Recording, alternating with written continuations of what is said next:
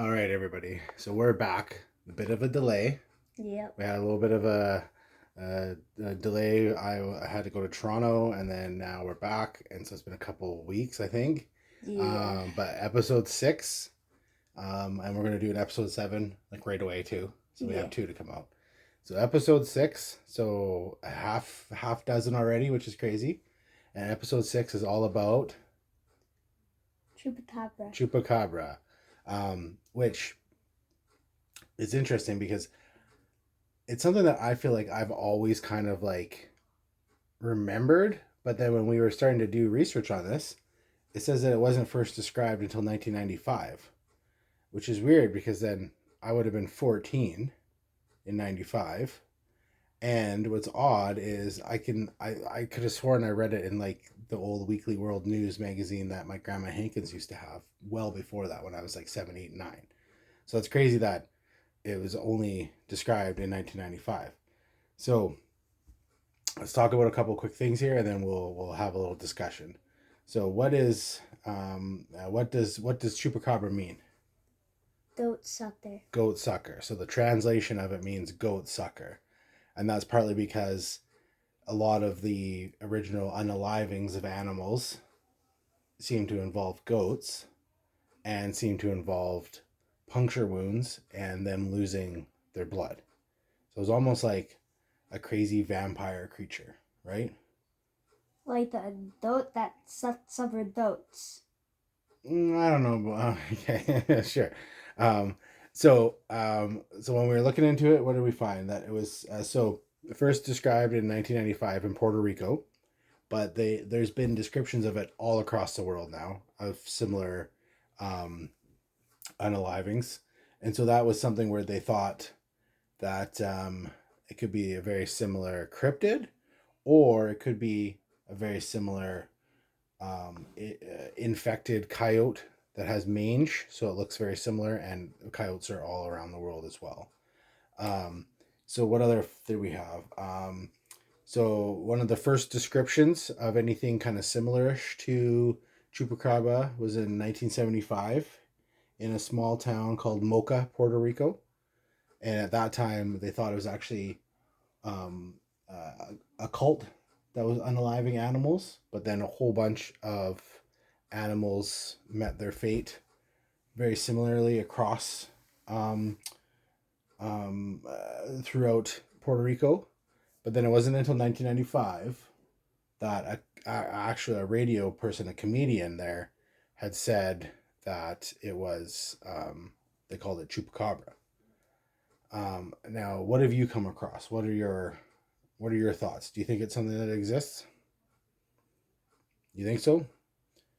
It's interesting because it's something I've talked about before, and you've started to discover this. Not a lot because you're younger, Yeah. but mountains are massive, right? Like I think it's something that a lot of people don't really understand if they've grown up in this big city or they haven't spent a lot of times in the mountains. And it's one of the things I talk about when people ask me if like Bigfoot can exist.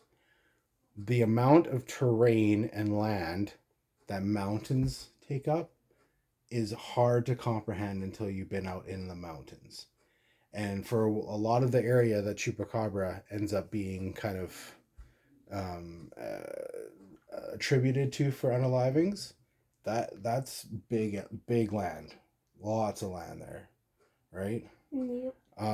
So now, is there anything about chupacabra for you that stands out? Um. There is one thing What's that? that I've seen, like things that have like on YouTube. It could be fake, could be real because YouTube is kind of like, All over the place. yeah. So let me adjust this.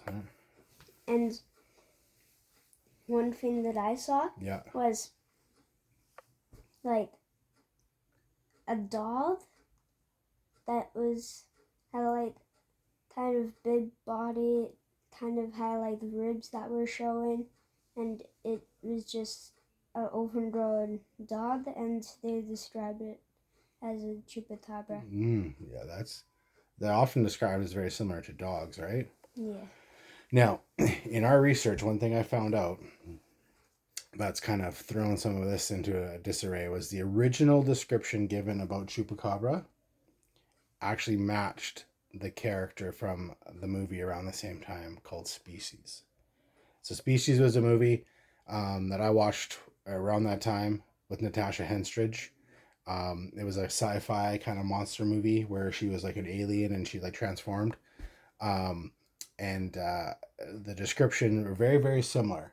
So some people are saying like, well, maybe it's not so much like an actual thing because this person probably watched Species and then they just said it was like that. What do you think? Um. You've never seen Species, Yeah. so you wouldn't know that. I don't really know. Yeah, that's fair. I don't know. There's a lot of craziness out in the wilderness, right? So I think that could be part of it is that the chupacabra could exist, right? Mhm. So do you think chupacabra exists? What do you think chupacabra is? Do you think it's like a cryptid mythical creature? Do you think it's like a coyote that's had like been infected with something and it's like just trying to eat?